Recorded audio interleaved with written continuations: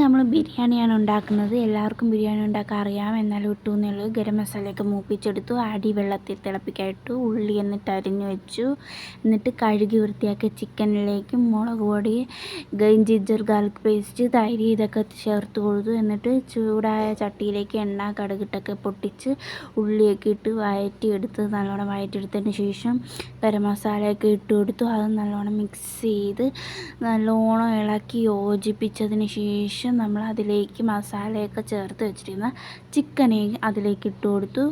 അതിന് ശേഷം അതിലേക്ക് കുറച്ച് വെള്ളം ഒഴിച്ചു. എന്നിട്ട് അതിലേക്ക് മുളക് പൊടി ഇട്ടു, എരിവിനനുസരിച്ചിടണം. അതിനുശേഷം നമ്മളുടെ അരിയൊക്കെ വെന്ത് സെറ്റായി വന്നപ്പോഴത്തേക്കും അതിലേക്ക് ട്യൂട്ടി ഫ്രൂട്ടി ഇട്ട് കൊടുത്തു. അതിലേക്ക് കുറച്ച് എസൻസും കൂടി ചേർത്ത് കൊടുത്തു. അത് യോജിപ്പിച്ചതിന് ശേഷം നമ്മളുടെ നട്ട്സൊക്കെ, ഉള്ളി നട്ട്സും ഒക്കെ മൂപ്പിച്ചിട്ട് അതും ഇട്ട് കൊടുത്തു. അതിന് ശേഷം നമ്മുടെ ചിക്കൻ കറി ഏകദേശം വറ്റി വരാറായിട്ടുണ്ട്. വറ്റി വന്നപ്പോഴത്തേക്കും ചോറ് അതിലേക്ക് ഇട്ട് കൊടുത്തു. എന്നിട്ട് മുഴുവനായിട്ടും അതിട്ട് കൊടുത്തു. എന്നിട്ട് അത് നല്ലോണം മിക്സ് ചെയ്ത് യോജിപ്പിക്കുക. നമ്മളുടെ ചോറൊക്കെ ഇട്ട് കൊടുത്തപ്പോൾ നിറഞ്ഞ് കിടക്കുന്നത്. എന്നിട്ട് നമ്മളത് മിക്സ് ചെയ്ത് യോജിപ്പിച്ചു കേട്ടോ.